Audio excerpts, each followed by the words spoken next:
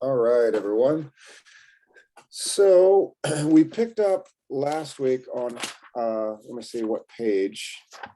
Yes, we went over the reading we started the reading on page 90, read all the way to page 92. I assigned a page for homework in the book, but today I'm gonna do a listening exercise right here. This is a very short video about the construction of Gothic cathedrals and some Romanesque cathedrals. This one in the video here, it's not Gothic, of course. But for our listening exercise, I'm going to have 3 questions, and I will assign volunteers to answer the questions in short sentences.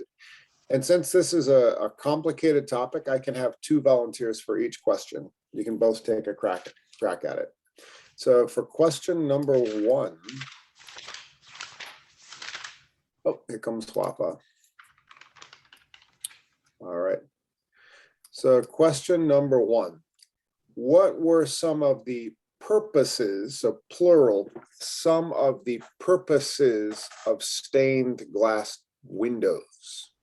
Stained glass windows. If you've ever been in a grand church, oftentimes there's really beautiful stories inside of stained glass windows, and they had multiple functions. What were some of the purposes of stained glass windows? I could take 2 volunteers per each question. Francelis, you want to take the first one? Yes, please. You got it. Francelis. Would anyone like to join Francelis? Me, teacher. Okay. Oh, Fernanda. How about this? Was that Marvat? Yes. Okay, Marvat, I'll give you number 2. Okay. And Fernanda, you can join Francelis. The reason I saw Fernanda's hand go up really quick with her emoji, and then you said me. So, I was like, No okay. problem. No problem. All right. So Marvat will be the first one to take the second question. All right. So Francelis and Fernanda, double F here. I like it. Marvat will take the second question. Why are so many cathedrals unfinished? Very similar to, oh, you know what? I'm going to change my background to the background I had last week. So I'm bringing up the video panel. Here's my Mount Fuji background. I'm going to quickly change the background to what I had last week to see who can recall what it is.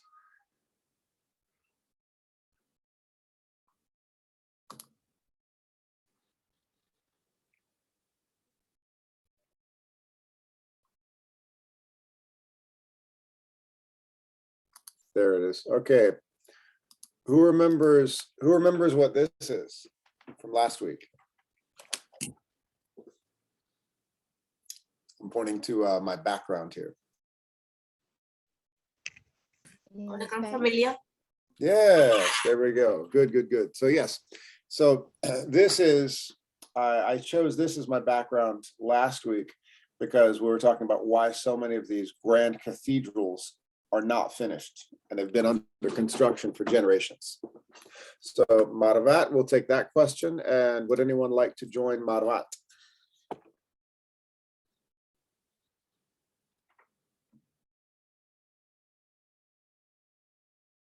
Okay, Marvat, it looks like you're all alone for this question. I know you can handle it.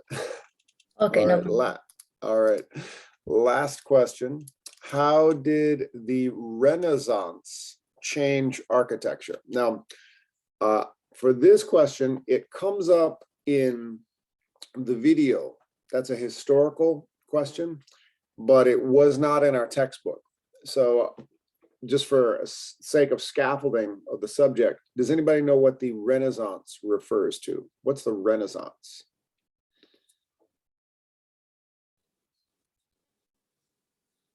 I'll give you a hint. Starts in Italy, Florence in particular. The Renaissance is a movement after middle the year 16, the century 16. Yes, And yes. was important because for that movement, the arts were really significant for the humanity at that point. The architecture started to be different because in the last 500 years before, the Middle Age was the movement of that moment of the history. You're right. That's a great way to explain it. So the Renaissance really refers to this rise of creativity and development in the 16th century. And one way to think of it, it's really Western Europe catching up with other societies like the Middle East, Asian societies. It's like the rise of the West. In the 600-700 years ago, Europe was considered kind of a backward, very undeveloped place. During say the Middle Ages, Europe was really catching up in terms of thought and development. Well, basically what we're reading about in the chapter, these Gothic cathedrals did not come from developed places. They came from agricultural societies where people, who remembers how the life expectancy of a person in Europe in say the year 1100 AD. It was in the region. Harsh violence. Yeah. See, these Gothic cathedrals coming from the Middle Ages, if a person lived to be 32, they were a grandfather. So these are not advanced societies we're talking about. So the Renaissance, the reference to the Renaissance, it's really this rapid period of development for the West. So living in our lifetime, we think of, Europe and the Americas as a developed and advanced part of the world. If we're looking 1,000 years ago, it's the opposite. It's the Middle East, North Africa, East Asia. That's the developed part of the world, and Europe is really playing catch up. So that's where the Renaissance comes in. And what was that Wafa? I think it was Wafa who mentioned it. Lots of paintings. So painting, architecture, design, it's this explosion of creativity coming out of Europe that's going to change architecture and really kind of be the end of the era of these Gothic cathedrals that were coming from the Middle Ages.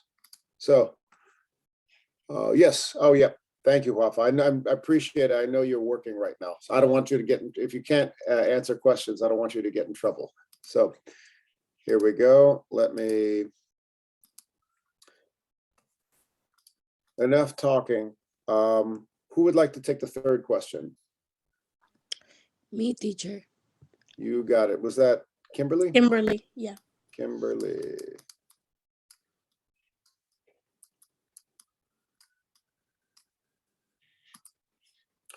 Okay, so let's get started. If you are answering one of these questions, make sure you've got it written down and you're ready to listen closely. Listen closely. Everybody tell me when you're ready.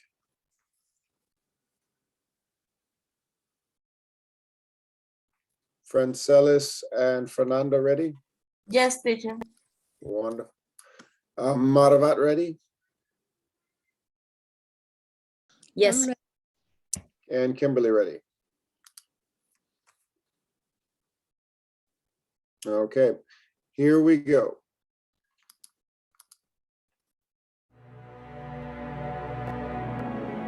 Infinity made imaginable is how philosopher Samuel Taylor Coleridge described Gothic architecture. Stand inside a cathedral from this period and you'll understand what he meant. The walls extend almost infinitely high above, as if climbing to heaven. It was the powerful state of France that started the transition from Romanesque, a grounded, solid architectural style characterized by thick walls and round arches, to the soaring new heights of the Gothic style in the early 12th century. Innovations such as the ribbed vault and flying buttress created a lacy, almost ethereal quality to the new cathedrals, which boasted high walls, pointed arches reaching to the sky, and windows bathing interiors with heavenly colored light. The stained glass not only contributed to the holy atmosphere, but also illustrated biblical stories for the illiterate masses.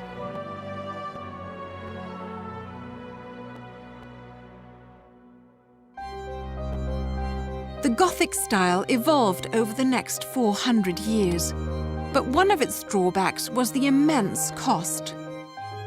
Economic downturns led to many unfinished cathedrals, Germany's Cologne Cathedral being a prime example. Begun in 1248, it took more than 600 years to complete. With the dawn of the 16th century, architecture came under the influence of the Renaissance, as Europe entered a new age of humanism and departed from the focus on God and the afterlife. So it was that along with a change in emphasis from the heavenly to the temporal, architecture too changed forever. The Gothic cathedrals of Europe endure as monuments of ingenuity and faith. These testimonials to a bygone era where religion was the center of life never failed to inspire awe. When you visit Europe, be sure to spend some time in a few of its grand cathedrals. Explore Cologne Cathedral, or perhaps view Monet's beloved Rouen Cathedral. Take a moment, pause in silence, and look up. You may even catch a glimpse of heaven.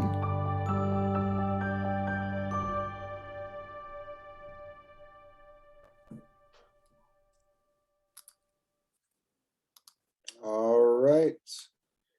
So I'm going to roll back the video here to the stained glass windows.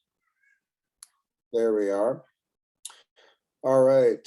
So Francelis and Fernanda were both taking this question, and you can both give us your interpretation. What were some of the purposes of the stained glass windows? Yes, teacher. Was not only to represent the Holy Spirit and the light coming to the church. Two, they represented or illustrated historical or biblical stories. Mm-hmm. That's very important. Fernanda, can you pick up where Francelis left off? Yes, the answer, the Francelis. I think this is the what let in the light, were an important part of the Gothic Cathedral design. The large windows that let in light. True. There's also a lot, it tells us a lot more about the society as well, because it mentioned illiterate population. Take a look right here. Heavenly colored light. The stained glass not only contributed to the holy atmosphere, but also illustrated biblical stories for the illiterate. Illustrated biblical stories for the illiterate masses. What does that tell us about the society that these cathedrals came from? The let in the light and the illustration, the history about the church. Not exactly. What does this word illiterate mean? Who could tell us? Can I? Absolutely, yes. literary. Maybe the story from the Bible. What happened? Is that Yeah, that Imar, were go some for it. that were some history for the people that cannot read. Right, exactly. And the illiterate masses, meaning that the people who are going into these churches, if you go into most denominations today, when you go into churches, when you sit down, what do you see in the back seat of the pew in front of you? What book is everybody reading from? Bible? A Bible, right? Bible. Oh, This was not the case in these places. The people who attended these, largely, many of them could not do what? Read or write. They could not read and write. That's what literacy is. It's like Literacy, kid yeah, books. exactly. Have you ever, this is exactly where comics came, why comics were put into newspapers. Political cartoons in this country in particular were used to influence voters who couldn't read newspapers. People started hiring cartoonists to put pictures in newspapers because so many people could not read in the early part of the 19th century, but they could vote. Well, how do we influence voters who can't read? Okay, pictures, give them pictures. So you have, if it's a cathedral, you'll have a bishop or even a cardinal, and they're preaching. They are the educated people. They hold the power in that society, and they hold all the knowledge. And when they're telling a story, they could point to a stained glass window. This is what I'm talking about. That's what I'm talking about. And this is before what's called, so a little bit of history here. The stained glass windows really do show us it's before this major event in Germany. Who knows, who can Google this, what I'm writing on the top of the video, of the screen here? Protestant Reformation. Who knows what that is? That was from Lutero. Yes, Martin Luther. What was Martin Luther's agenda? He separated from the Catholic Church Yes, because exactly.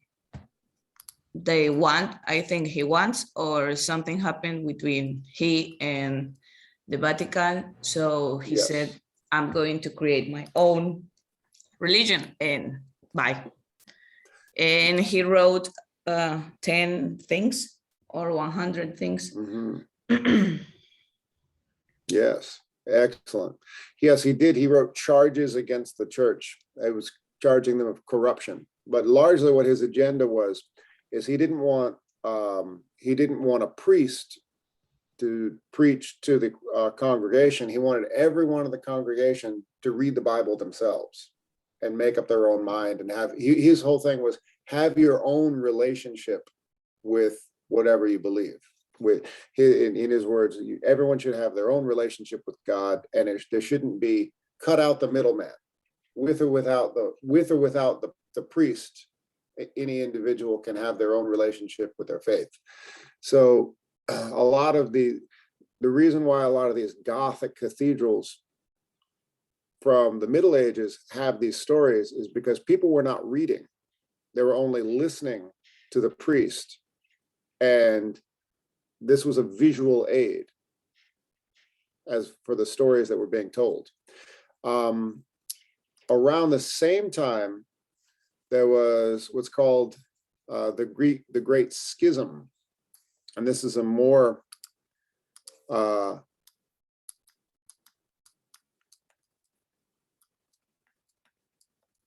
in the 12th century. The Great Schism can also be told in architecture. If you go, this was a split between the Roman Catholic Church and the Greek Orthodox Church. Is anybody been to a Greek Orthodox church?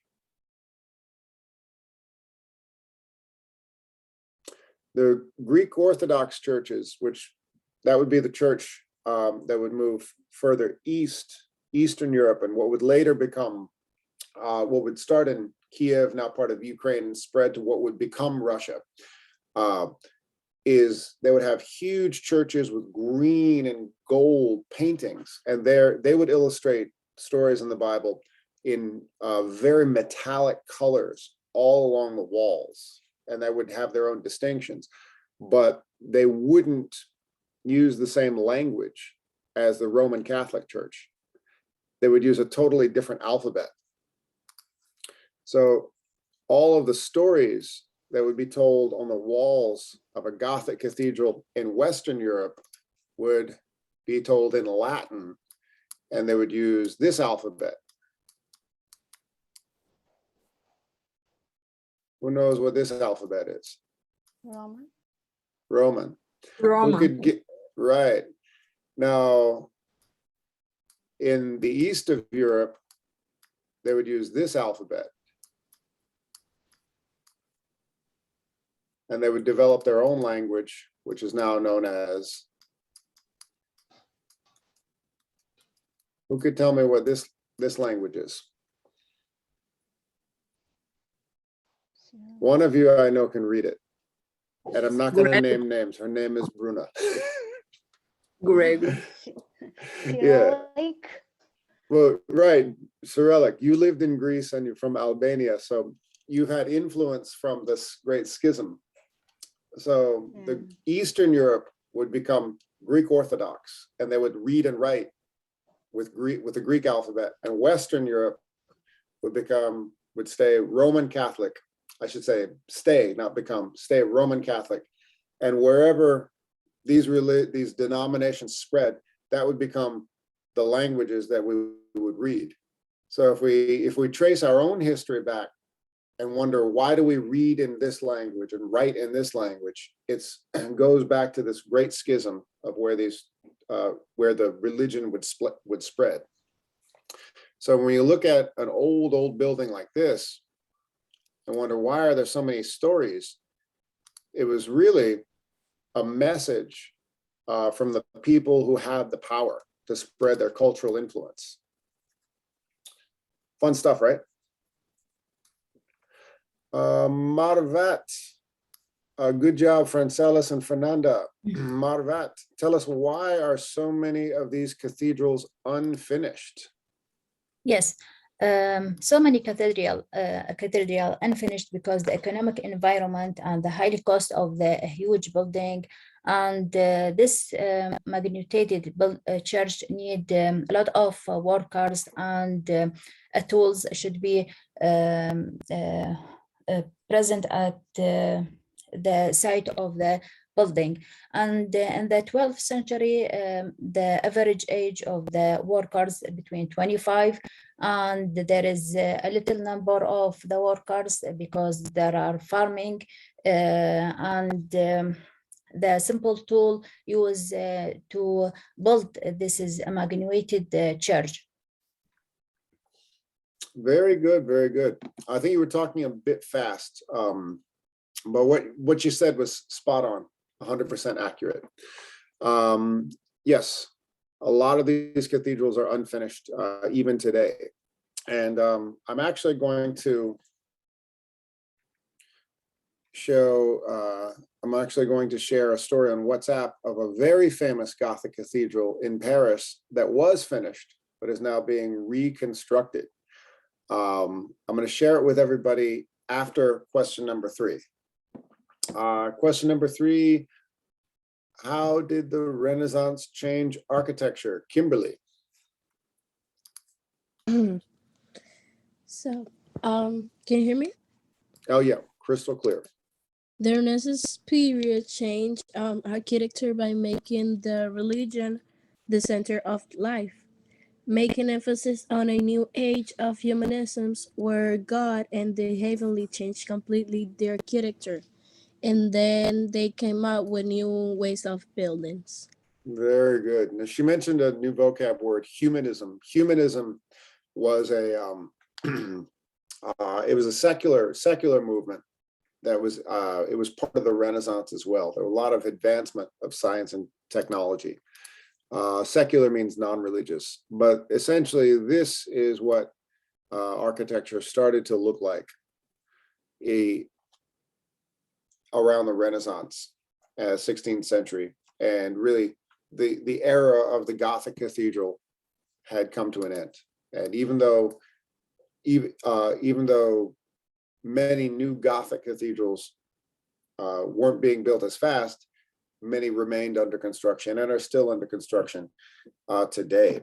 So I'm about to send on WhatsApp a story about a Gothic cathedral that is in Paris that is under repair right now. I'm going to say, anybody want to guess the name of the cathedral?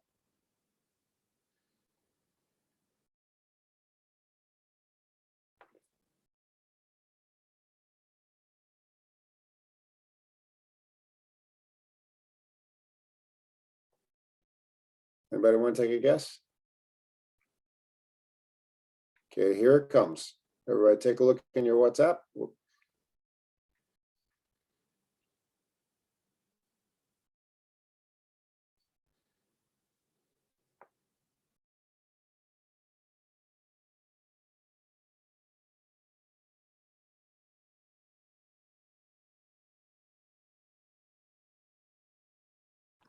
Wait, teacher, is a cathedral that is still in construction or is like they are like reconstructing the cathedral? Reconstructing. Oh, the one that Reconstructing. not Notre Dame, I think. Yes, you got it. I was waiting. I was about to press send. I knew somebody would get it. Good job. Good job. So yes, I just put it in WhatsApp. So there it is. Yes. I'll now I'll go to WhatsApp. Here we go. Bring up WhatsApp on the screen. There it is. So yes, Notre Dame, after centuries, is under reconstruction. So there it is. Pretty devastating, but it's not the end of the world. They are rebuilding it.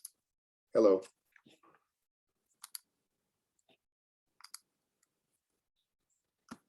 So yeah, there was a fire in Notre Dame very recently in the last couple of years, but they are reconstructing it. I don't know why it's not playing. Anyway, so that's Notre Dame. So these stories of these Gothic cathedrals, they are, it's kind of like this forever a work in progress.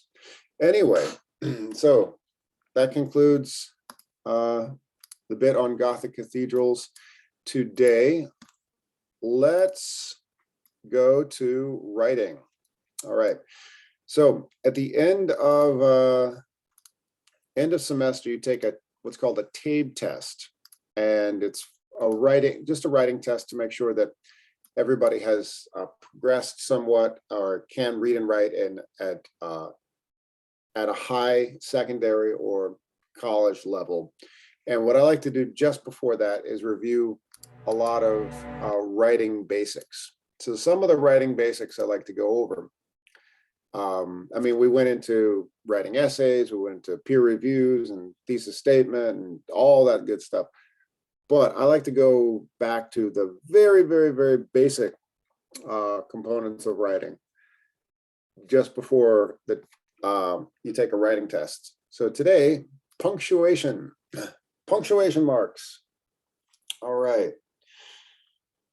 I'm going to circle one and ask for a volunteer to tell me what it is. Now, I know this seems like it's low level, like, level 2, level 3 or something, but it's good to review the basics before you wrap up and take a timed writing test, because when you are writing in a period of time, it's easy to make little mistakes. So who can tell me what in the world is this? What I circled on the left. A period. It's a period. Tell us everything about a period, Kimberly.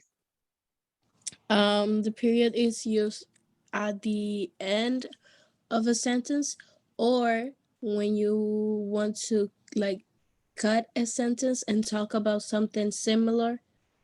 or something that is about the topic, you use I'm glad. the period and then you sorry. start. Yeah. Yeah, no, perfect. Now, it seems like I said, it seems like it's totally basic. Who could tell me what is a sentence? Finishing.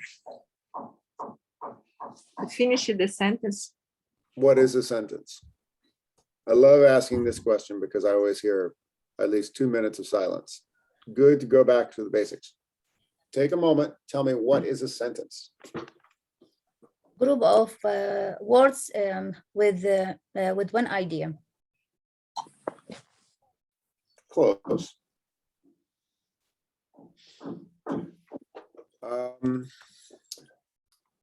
Sentence is one that has this.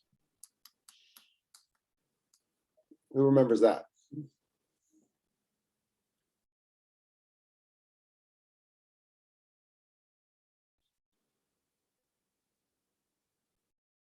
Clause. A clause has a subject and a predicate, or a subject and a verb. So, well, they're synonymous in some ways. So if I say, if I'm talking about this unfinished cathedral in my background, I say, finishing the construction. Is that a sentence? No. No, it's missing what? You don't refer it, what are you talking about? The name. Missing information. It is missing information. And you know this, when you listen, you know intuitively something's wrong. If I just say finishing the construction, that's not a sentence. It's called a sentence fragment. It's a piece of a sentence. You can say in Barcelona, they are still finishing the construction of the Sagrada Familia. That's a full sentence. So a clause has the subject, object, subject, verb, whatever it is.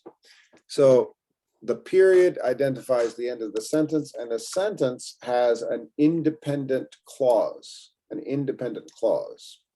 That's what identifies a sentence. All right, simple one. What is this for? Anybody? Me, teacher? Yes. It means when you are asking a question, when... Yep. If the sentence is asking a question, it needs to end in a question mark. Now, this is very, very important. In some languages, a question mark goes in the beginning and the end, not in English, just at the end. Comma. Comma, it's the separate, the one or more ideas. Yeah, and you can use this definition right here. It separates items in a series. Sometimes when you have multiple items in your sentence, so for instance, if I'm pointing at this church, they're finishing the construction of the tower, the doorway, and the roof.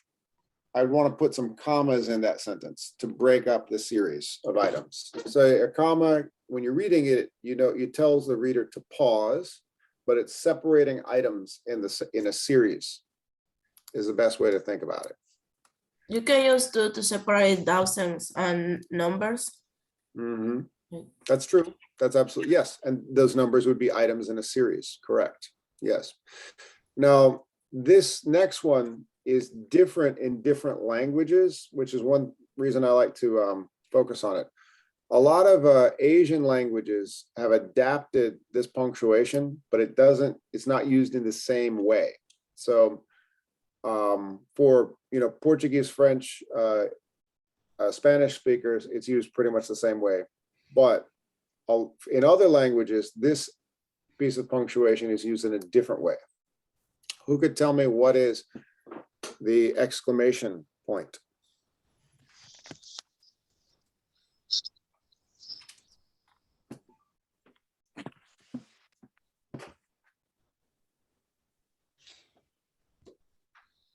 You can use to represent something like this is cider, or you have a strong feeling.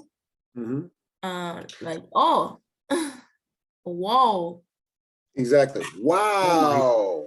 Oh It my tells the God. reader, like, amplify the voice a little bit. Mhm. Wow. Yay. It tells the reader, bring emotion, bring spirit, bring some type of feeling to it. In some languages, it means it means that the topic is serious. So in some languages, if somebody would write like, I'm feeling sad, exclamation point, they wouldn't translate well in English because you wouldn't yell, I'm feeling sad. In English, that's just super weird. But in other languages, the exclamation point would be used in a very serious way. But in English, it translates, it tells the reader to bring emphasis and volume to the sentence. To reflect emotion. So quotation marks, what's this all about?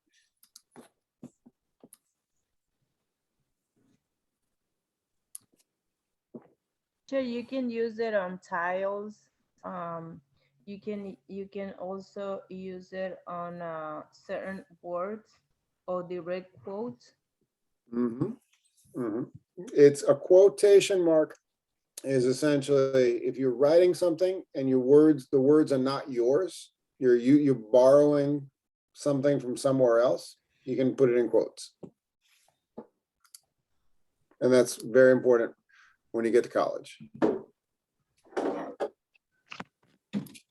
And Wafa, I think that's what you wrote in the chat, correct. This one's also a little tricky. It's less common to use in a lot of papers, but it's still important. A colon, what's a colon? Used in the definition of the vocabulary of words. Yes, a colon is kind of like if what you the first part of your sentence is introducing something, like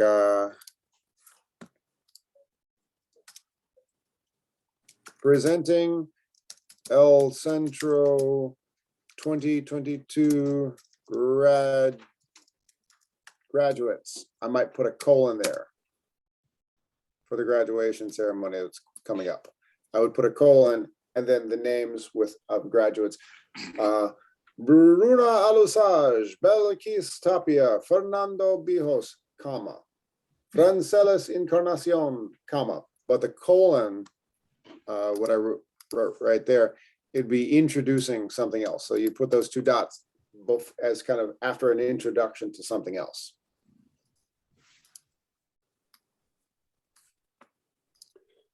So this one is less used, but I encourage you to start using it in your writing.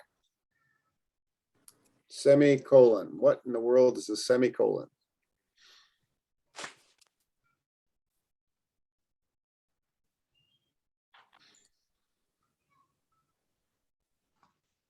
The definition's right there.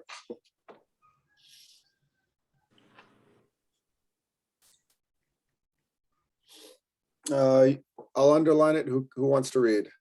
Connects to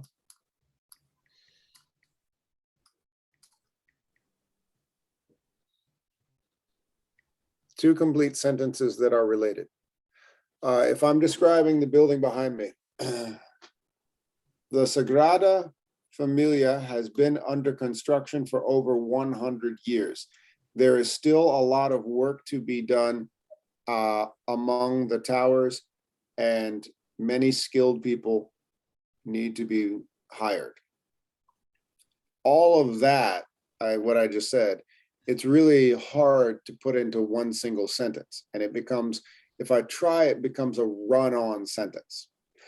I'll have more than one clause in a sentence, which is a run-on sentence. You're stuffing too many clauses into one sentence. So you can either put a period in the middle and start a new sentence, or since they're very closely related, I'm making the same point with the same idea, I could put a semicolon in between the clauses and make it one sentence with two independent clauses. So you have a choice. Add a period, separate two sentences, one independent clause, another independent clause. Or if it's really reflecting the same idea and you want it to be one longer sentence, put a semicolon in the middle. I encourage you to experiment with this in your writing. Is, All right. this one when the sentence connects when Yes, exactly, Belkis. Exactly. If you find yourself writing a run-on sentence, a very long sentence, because you have a lot of details and information, find the first clause and the second clause of the sentence, put a semicolon in the middle, and then you can have one sentence with two clauses instead of breaking it up into two sentences with a period. okay. Francelis, you have a question? Yes, teacher, I have a question. Mhm. Is like a limited number of time that I can use the semicolon or paragraph? Because Oh, good question. No, no. If you want to use a semicolon in every single sentence in a paragraph, there's no the English police are not going to come and arrest you. But like it would be very, very weird, but very unusual. But I mean, you can do it. Yeah, that's what writing is. It's an art. It's creativity. So why not? It would just be highly unusual.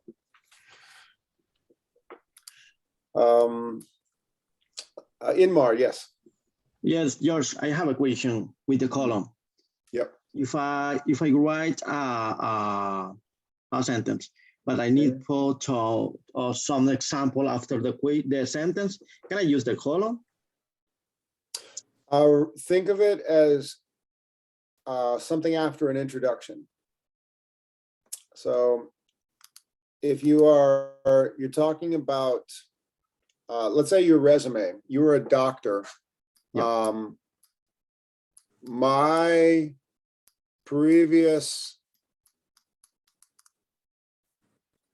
work in healthcare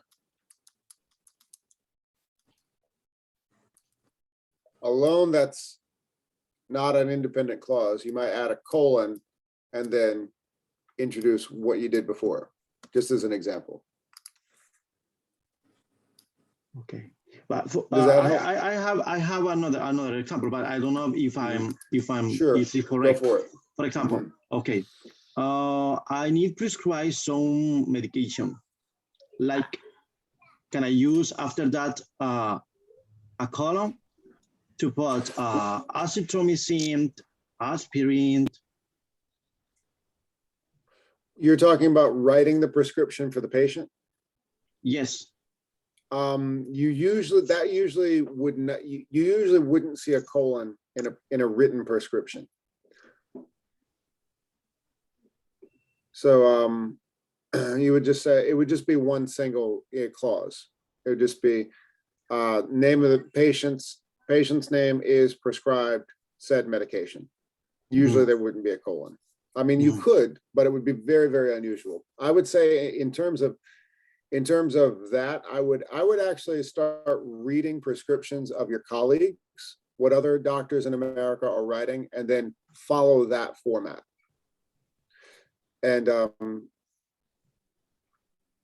culturally, a lot of doctors' prescriptions are very casually written.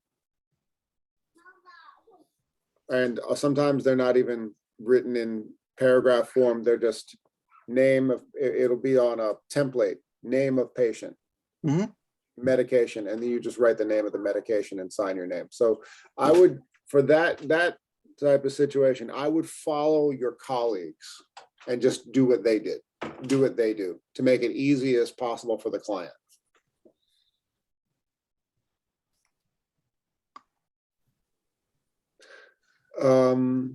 Let's see. Like aspirin, they wouldn't need a prescription for aspirin, but say antibiotics, yes. Good questions, everybody. Okay, exclamation mark, we want to, oh, apostrophe. Who knows what this is for? Used to show position or for contraction of word. Yep, contractions and also possessives. Who knows what a possessive is? For example, Rosa's dog. Yes, Rosa's dog. Beautiful. So I wouldn't say Rosa's dog. Possessive. I would have put the apostrophe right there. Excellent. Good work, everybody. Okay, Don't we got use just enough. in Spanish. What's that? We don't use in Spanish.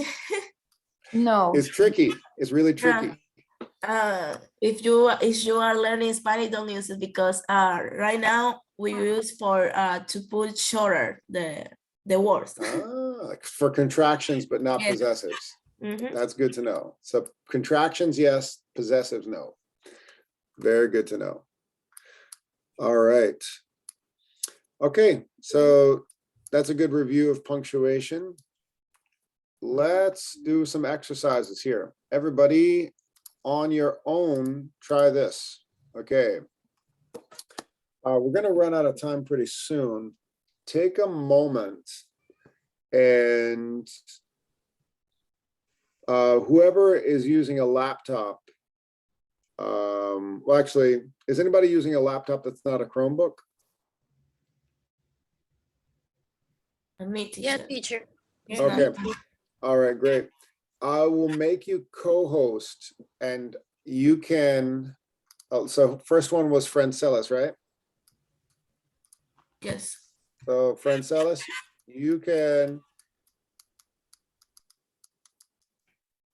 Francelis, and who else was there? Was that Wafa? You're at work, right? Kimberly. Kimberly, Francelis, Kimberly.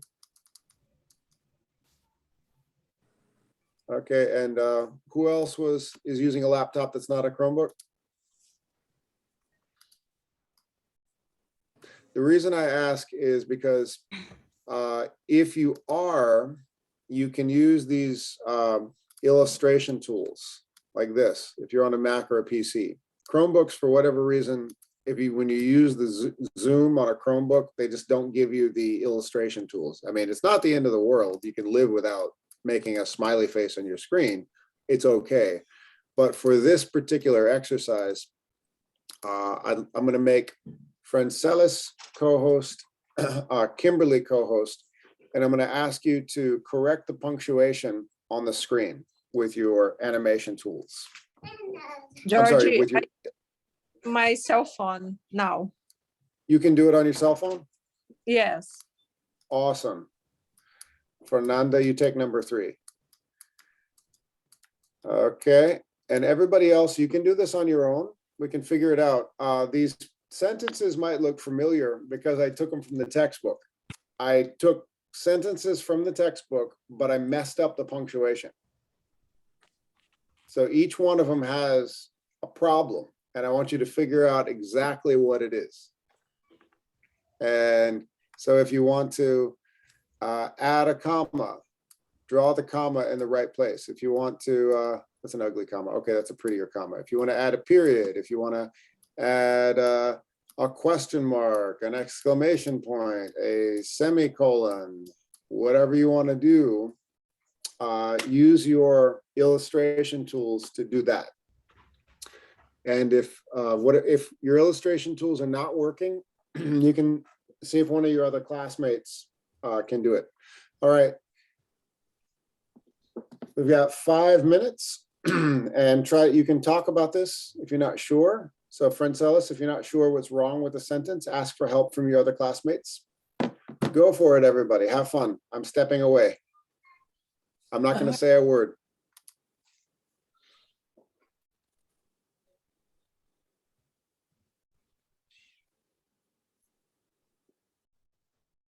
And if you want to cheat, these are sentences from the textbook. You can open the book and cheat. It's fine.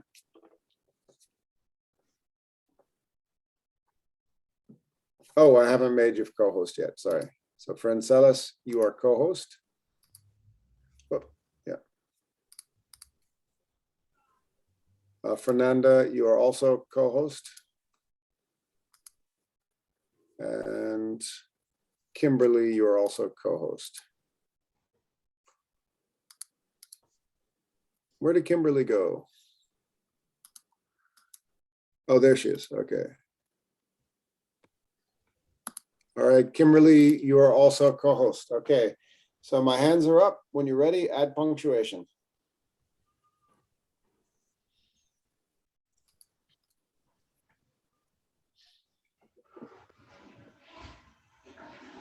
And if you need help, just ask your classmates for help.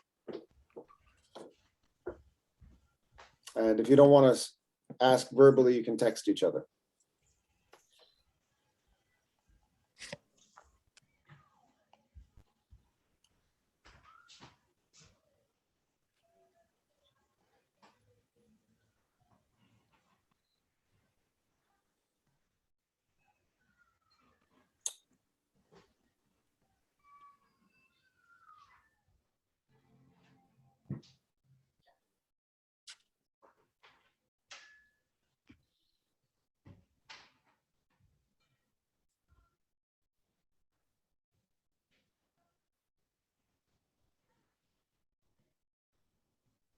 Teacher, what is the tool for writing?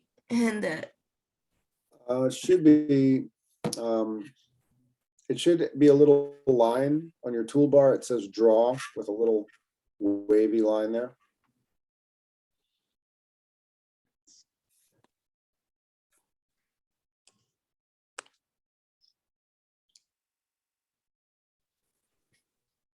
It should say mouse, select, text, draw.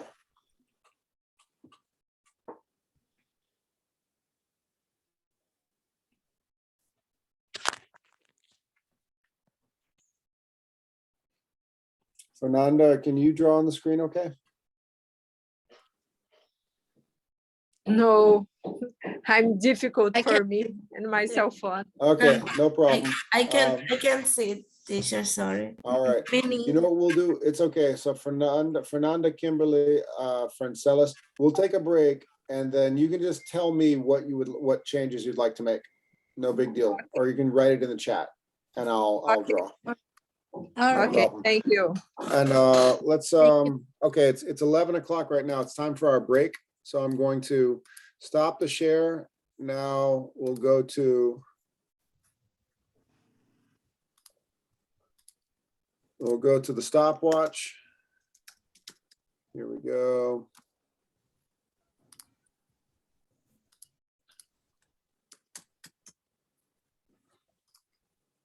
Here we go. All right. Okay, everybody, take a break. See you in 10 minutes.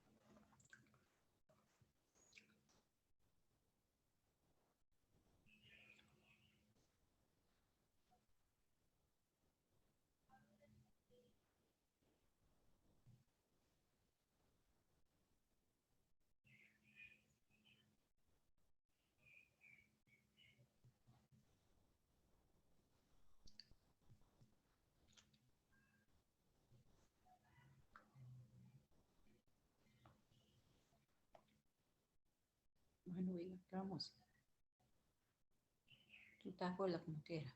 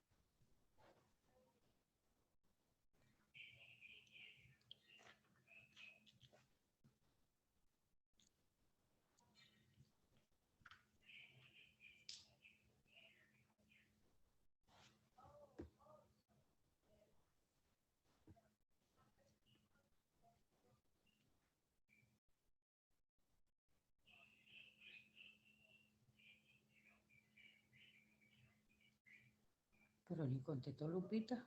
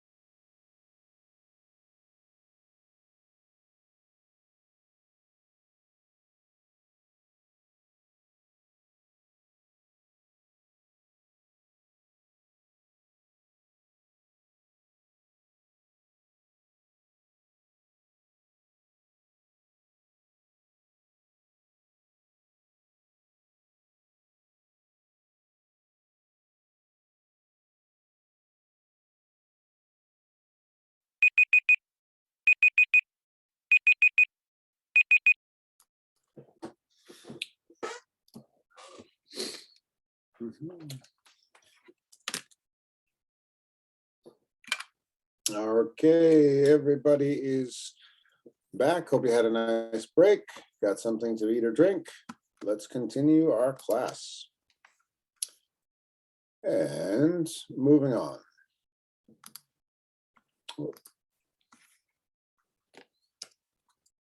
Okay. So we went over punctuation, and then we had 3 volunteers to fix what was needed with these sentences. All right, I believe, I can't remember who had which sentence. Me and the first teacher. Franceli. Okay. So that was Francelis. All right, Francelis, what would you like to do here? Okay. Can I say the two idea, right? Mhm, I you could got it. okay. I could the process was enormously complex, period. Before work Yes, could begin should and begin. began an overall plan was needed, period. Like that. Very good. And I could use, I think I could use this, in my opinion. I could use after complex semicolon too. Yes, beautiful, perfect. So yes, you notice that these are two independent clauses. So that's a clause and that's a clause. If you, Inmar, are you watching? Yes, yes, yes. Wonderful. So yes, this, I put this here deliberately. So yes, if you wanted to keep this as one sentence, this is how you'd use the semicolon. This is a clause, it works as its own independent clause. The process was enormously complex. Before we could begin, an overall plan was needed. So this is exactly how you would use a semicolon. Oh, it was, Inmar was looking for a colon, not a semicolon, but anyway. Yeah, Perfect, perfect. So yes, we could make a new sentence with a period or add the semicolon. Very good, Francelis. Was this Kimberly who had the second one? Yes, teacher. Kimberly, what shall we do here? Okay, so I was thinking to put a comma after harvesting crops, Mhm. and instead of a comma after population, I will put a semicolon. Mhm. Let's see, so you want to put a comma here, Mm-hmm. and where do you want to put a semicolon? After 95% of the population. Okay, let's see.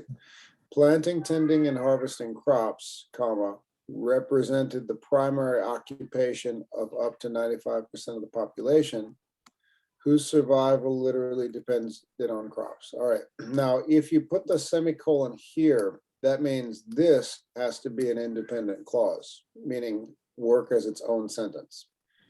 Okay. Does this, what I'm underlining, does that work as a sentence on its own? No. No, it's a sentence fragment by itself. So let's try again. You're right with a comma somewhere. Where else might we want to put a comma? And if anybody wants to cheat, the answer is on page 91. Yours. Yes, planting, Imar. After planting, sorry. After planting, yeah. Yeah. Any more? Yeah, can I put after crops, semicolon? Okay, everybody wants to use that semicolon. Planting and tending and harvesting crops, but that means, once again, if you use the semicolon here, that means this has to be an independent clause. Does this work as Okay. its own sentence? Okay. Does it? No. No, it doesn't. No. So we don't put a semicolon there. Okay. But this works because it's a sequence. Does everybody see how it's a sequence? Planting, comma, tending, comma. But can I avoid the harvesting comma crops. after the tending? Because we have "and." Mhm. Yeah. In my Yours. country, in my language, is like if you put Oh, wait. and. I think I made a it's mistake like there. a Hang on a comma. second. Oh, yeah, we don't. Yeah. Yeah, Good point there. Yours. 1 second. I Yes. think the Actually, like planting, tending, and harvesting crops represented, tending and harvesting crops. This one is actually quite subjective. Planting, tending, and harvesting crops. Hang on 1 second. Let me just read this whole thing. Crops represented. In the textbook, they did put a comma here. The reason why it's in a sequence. It would make sense if you had this in reverse. Hang on 1 second. If you put this at the end of the sentence, the occupation of 95% of the population was planting and tending and harvesting crops, then it would work if you didn't put the comma there. But for a subjective reason, in the textbook, they did add a comma here. They did put one there, and it does work. But when I say subjective, it means it's not an absolute. You absolutely would put a comma between planting and tending. Who was asking a question just now? George, in Portuguese, I don't put an comma before and, but in English, I learned it. I put comma. For English, just think: is this a sequence of items in a sentence? Yes. Am I talking about? I'm going shopping. I need to buy rice, milk, cheese, chicken.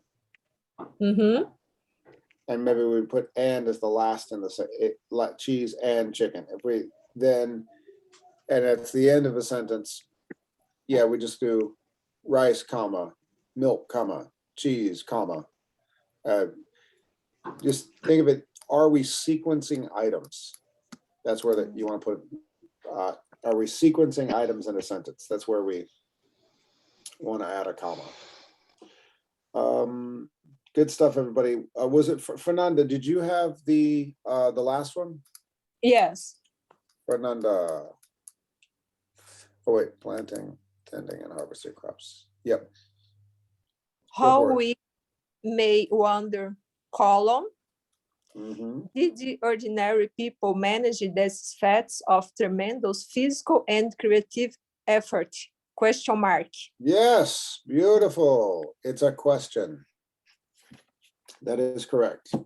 The question mark goes in the right place. Well done. Yeah.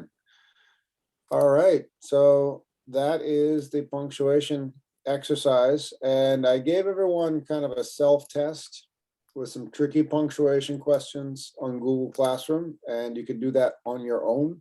And all I ask you to do is just grade yourself. It's like a self-practice test for punctuation.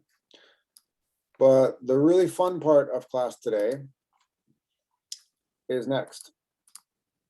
So last week, I showed everybody how to do this: turn a photograph into a painting. And I did it with myself. And the painting, my photo to painting looked a bit silly, but yours might not. So if you're interested in turning a photo into a painting, you can review class from last week. If not, you can try an avatar. Even if you don't want to make an avatar of yourself, like a little cartoon character, almost like a video game, it's still a fun skill to have. So here is Avatar Maker. I'm going to show everybody how to do this by playing this video. Good day, students. Mrs. Helbling here, and we are going to have a video on how to use this free avatar maker. So this is at www.avatarmaker.com. That's AVATARMAKER.com. So I do not love that with this program, it has you select a gender and then there's just pictures. So I apologize for that. But just feel free. This one has shorter hair and has some facial hair, and this one has longer hair and no facial hair. So whatever you're feeling like, just click on one of those. I'm going to wait for it to load. Daydream about whatever in that time. So you're going to have these 5 areas that you can customize yourself, and you have lots of choices. So the first one is the face shape. So you can pick a face shape, and then you can change the color of the face, anything you'd like. This avatar is a representation of you. It doesn't have to look exactly like you. So if you want to get a little creative and have some different shades, that's totally great too. So then you can pick your nose, you can actually make your, that just zooms in. You can make your features bigger or smaller. You can change, can you change? Oh, that's still the skin tone. Perfect. You can change your lips.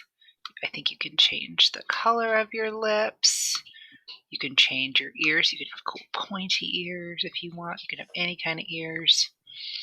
You can change your eye color and shape. And you can change like the outline of your eye shape, as well as your iris shape and color.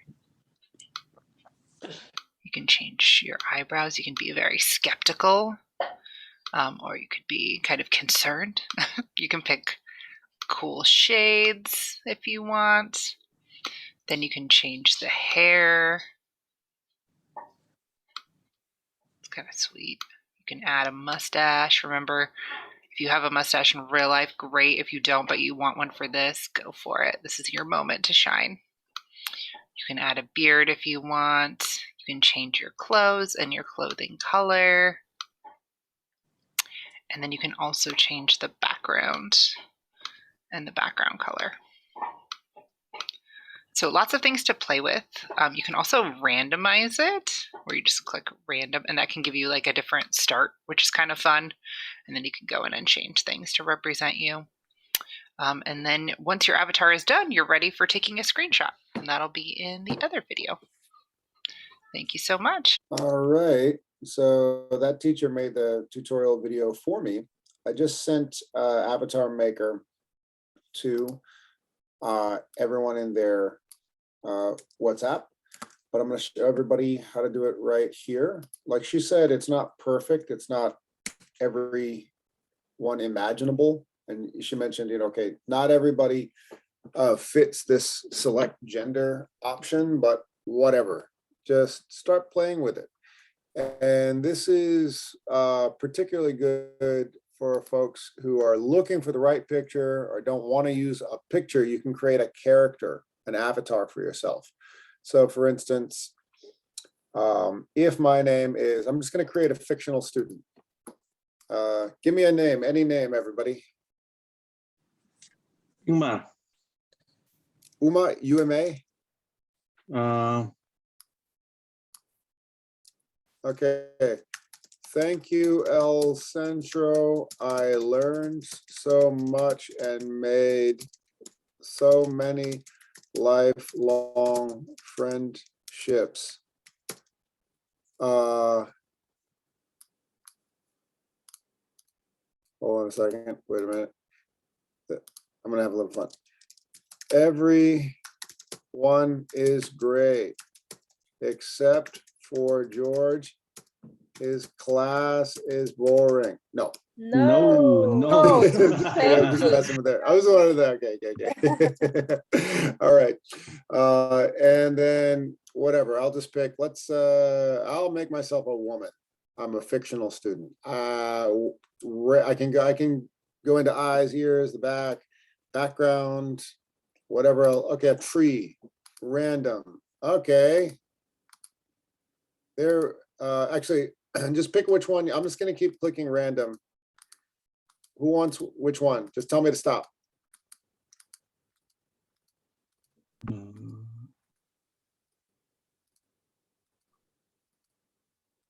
There.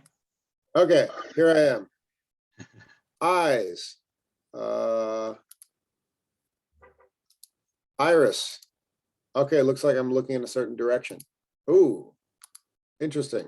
Okay, I can go crazy. Shall I wear glasses? Like a cat. Okay. Fashion. Shall I play with the face? I don't know. Skin tone. Pick any particular. Gray, yes. Do I want hair? I don't know. There we go. And I'm going crazy here. All right, where's my tree? There's my tree. Okay. Oranges and limes and things. All right, here I am.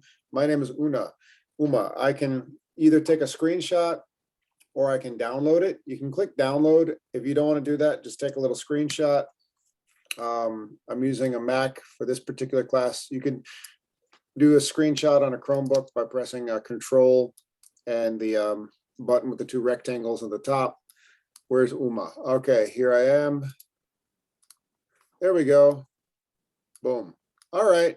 So here's your fictional, your imaginary classmate, Uma. Okay, there I am. Ta-da, that's my avatar, whatever. So, so basically, if you make an avatar of yourself, for instance, students who, okay, Vilma chose not to put a picture. That's perfect. If Vilma wants to make like a little avatar of herself in the corner, that gives us a face, because it's going to be, because remember there will be music. It'll look like this when there it is. Okay. So when the graduation ceremony happens, I'll read your names and it'll sound like this. Here we go.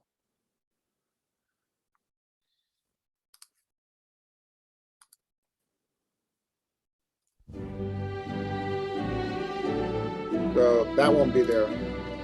Presenting 2022 El Centro graduates, that won't be there. Kimberly Saldana, all success. Francelis Encarnacion, Bruna Al-Suaj, Mirvat Kanawi, Estefania Valencia. You get the idea. So that's why we want to get some, try to get a face in there. It doesn't have to be a real photo of you. You can just do whatever you want. You could do an avatar or turn your photo into a painting. So today we're playing with avatars. So there it is. Make your own avatar. And if you don't want to do this in your slide, it doesn't matter. Just have a bit of fun with it.